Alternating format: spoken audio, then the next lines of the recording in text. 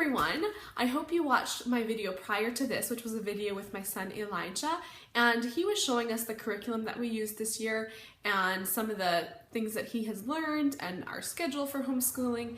And today I want to do a follow-up video, and that is about my reviews on the curriculum that we used for kindergarten. So let's get started. Let's get started with reading. For reading, we used this book called The Ordinary Parent's Guide to Teaching Reading, and it is by Jessie Wise and Sarah Buffington. I believe my mom actually picked this up for me and gave it to me, and so I looked through it afterwards. She probably gave it to me when Elijah was like 2. I've had it for quite a while, but I looked through it, and it looked like a good book for teaching reading, so I decided to use it for kindergarten. I looked at some reviews before and saw good reviews about it, some bad of course, like with any book. But I saw lots of good reviews, so I decided that we would give it a try. So this book is long. It has, oh goodness, it has, where's the last lesson? It has about 225 lessons. It has a lot of lessons. By the end, they are reading words like refrigerators, manufacturing. That's kind of crazy now that I'm looking through it actually. So it's a long book. We are at lesson 83 right now. So we've gotten, I thought we'd gotten through half of it, but obviously that's not even half. So it'll take us a while to do this. It might even take us all through grade 1 with maybe some other things on the side. It's a good book. I did like it, or I do like it. I'm still using it. Elijah has learned a lot. He's learned to read through it. He's learned to read a lot of words, and so that's good, of course. The downside to it, I would say it has a few too many lessons. I wish it was shorter. Sorry, there's a truck driving by, it's loud. I wish it was a bit shorter, maybe in just a year portion, something that we could actually finish in a year, just because it does kind of go on. And of course, when your child's in kindergarten, it is nice to have this sense of completion, like I finished my book, rather than he just keeps going and going and it seems like it's never going to end. The lessons also are a bit long. I don't know, maybe it depends on the child. For Elijah, some of them are a little long. They'll take us 2 days to finish one lesson, and I think they're supposed to take only 1 day. Like for instance, this page, I know it's backwards, but this is what he was supposed to be reading this week, and this took us 2 days because he's starting by reading all these words, and then look how long those paragraphs are. For a 5-year-old, I think those are pretty long. There were a couple of times so far, maybe even more, there might have been 3 or 4 times, excuse me, where he's reading along and a word comes up that he hasn't learned yet. So not just a word he's never read, but a word like, a sight word like my, and that's not a word that you can just read. It's a sight word, right? They have to learn it. So a couple times a word was stuck in there that he didn't know yet, which isn't a big deal. I taught it to him and it was fine. I had also read before starting this book with him on online reviews that people said that this book was appropriate for an older reader, like a 6 or 7-year-old, not so much a 4 or 5-year-old, but I thought I'd give it a try anyways. And it was fine, but I do see what they mean, just how fast it goes, the big words they're reading, the stories that are a little bit more mature, I guess, not quite as fun stories, but overall it's gone very well, and I have enjoyed the book. He has enjoyed it, and he has learned to read very well through it, so that's awesome. As far as reading goes, we also used Bob books. I just have 2 of the boxes for this year, and they are just tiny little stories that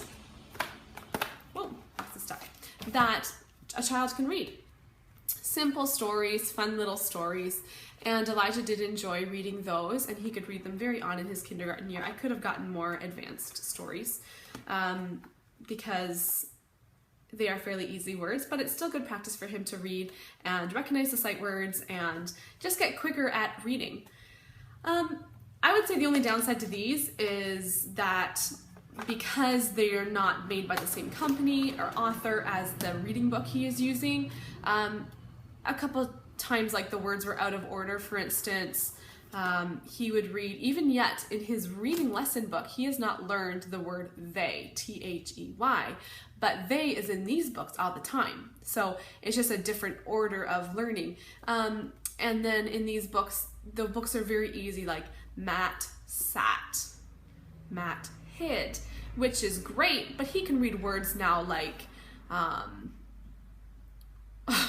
I don't know why the first one that came to my mind was crap. I don't know why. I was just thinking about word blends and I was like, I don't want to say that one. I don't know why that came to mind. Like, thing. He can read TH, he can read NG, he can read sing, he can read sham. I'm trying to think of words he knows, but harder words like that. Whale, he knows a lot of the combination words, the blends, and the, I think it's called digraphs, where there's a, like a SH or TH. Anyways, and so these books are a little bit easy for him in that sense because they're these Bob books because they're simple words and he can read harder words, but then there's also words in these books that he has not learned the phonics rules for. But very good books. For math, we are doing Matthew C. Here is his student text, which is very dirty because we do it on our kitchen table every day, and so I always wipe the table first, but you know, peanut butter, jam, spills, stuff gets on these books. But it was very good. It also comes with a DVD. I meant to bring it to the table, I forgot. But it comes with a DVD and he watches the lesson every day and then he does the lesson in his book.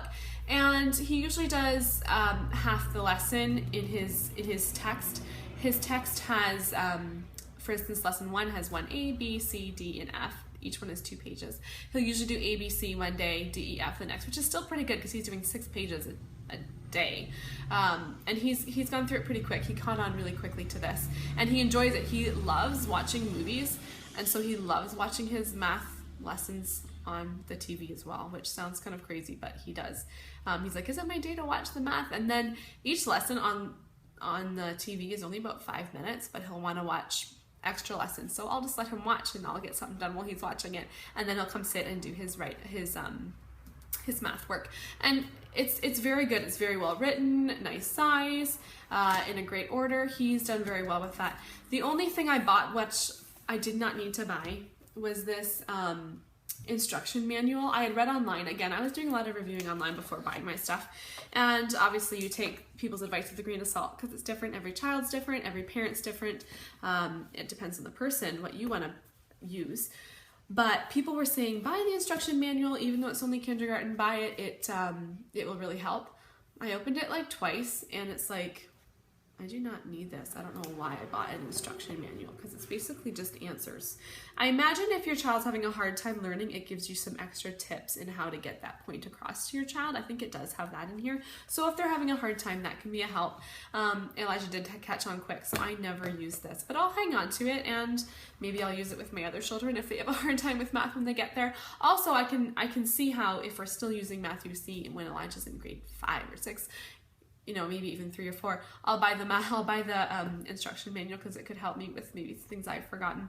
But for kindergarten, I would definitely not say it was a necessity. Writing, we just used these books here where he was writing in them. They just have letters. He just had lots of practice writing out his letters. I also printed up extra sheets online of lined paper, the big lines for your child to write in, and then he would write out his name. He would write out words over and over again just to get neater, get better at writing some of the words he had a hard time with, letters he had a hard time with. And we would just go over that a lot and just kind of do extra stuff on the side, because that's the nice thing about homeschooling. You can just kind of add what your child needs, extra work pages, stuff like that. So, also I should show you for math, these are his blocks. Those are great. Our Charity and Simeon, my second and third child, they would come. They are 4 and 2, and they would come and just play with these and build. They're not really building. They don't stick together too well, but they enjoyed playing with these. And then Elijah would use them as well. And Elijah's very hands-on, so Matthew C was perfect for him this year. I also printed up just some extra pages online, free pages, with just extra work to go along with his math, just because he was done his math book early on. He did it in just a portion of the year, and then we did extra stuff, lots of extra pages. And that's the nice thing with homeschooling. Like, I could just go on the computer and just print up a couple activity sheets, do that for the day, just for extra work. So that was very nice. Everything I don't regret any of the curriculum I used. I think it all worked very well. And so I will be buying our grade 1 curriculum very soon, and I will do a maybe a video just to show you what I've bought for grade 1, and we'll see how that goes. So thank you so much for watching. Be sure to check back next Monday and I'll post my next video. Comment below if you have any comments or questions, or what did you use for homeschool curriculum? I'm all for suggestions for grade 1. I would love to hear your suggestions, and subscribe, and then you will be updated when my next video goes up next Monday. Thank you so much for watching. We'll see you next week. Bye.